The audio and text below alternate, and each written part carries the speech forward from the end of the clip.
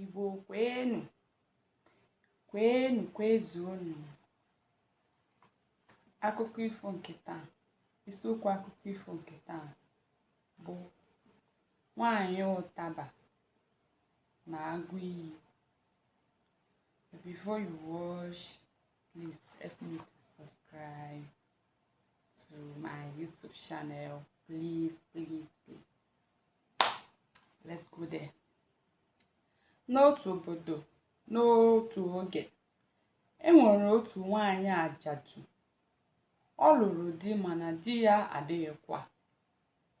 Ka ọ kwachara di ya, o were ije ụwa otu o siri hụzie ya. Ọ bụ onye na-agba mbọ nke ukwuu, mana ihe gbasara ịrụ ọrụ ugbo na ịzụ ahịa.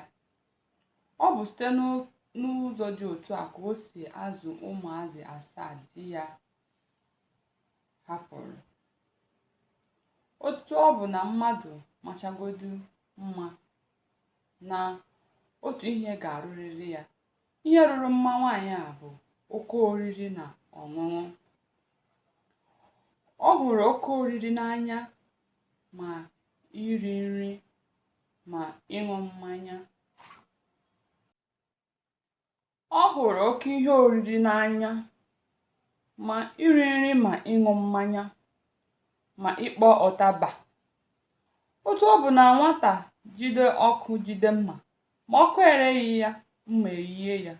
Ọ bụ otu n'ime ihe ndị a lara nwaanyị a n'iyi. Otu ụbọchị ka nwaanyị a gara n'ubi ya maka ịrụ ọrụ ugbo n'ubi dị n'ikpere mmiri. Ọ dọbara ụkpa ya n'ukwu ugbo dị n'akụkụ ubi ya were malite ịrụ ọrụ. Ọ mataghị na ọ bụkwa nso obere ukwu osisi dị ebe ahụ ka agụ iyi na-eyi akwa.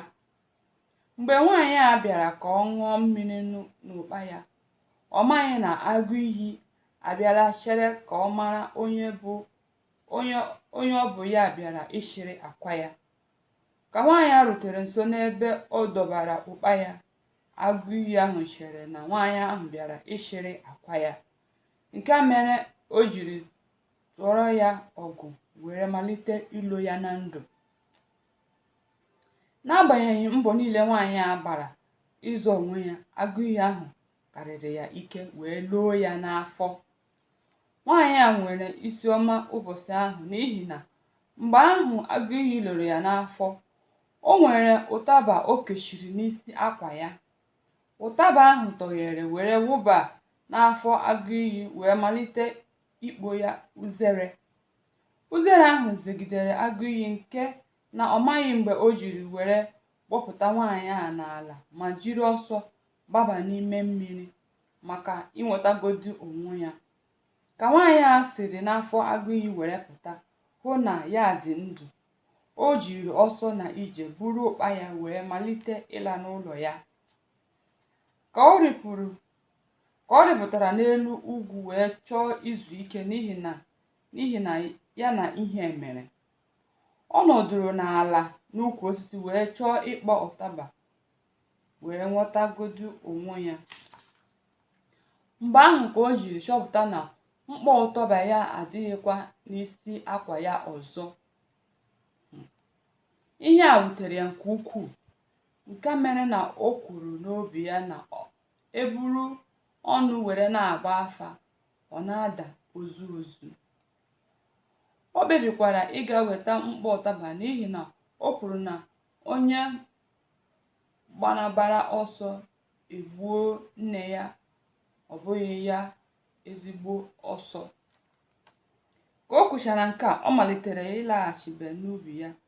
Ka o rutere were na-achọgharị mkpọ ụtaba ya n'ala, agụ iyi ahụ nọrọ n'ikpere mmiri were hụtakwa nwaanyị ahụ wee kpebie na ọ bịara ishiri kwa akwa ya ọzọ. O jiri iwe na ọnụma wee bịa ya ọgụ ọzọ ma lụkwa nwaanyị ahụ ọzọ. Ebe ọ bụ na ụtaba ahụ adịghịzikwa n'isi akwa ya, mgbe ahụ nwaanyị ahụ nọrọ n'afọ agụ iyi were nwụọ. Too bad. Ọgwụ ka ọ haị n'ọnụ. ụbọchị ọzọ a ga-ewetara nụ akụkọ ifo ọzọ. Ka emesịa nụ. Bye.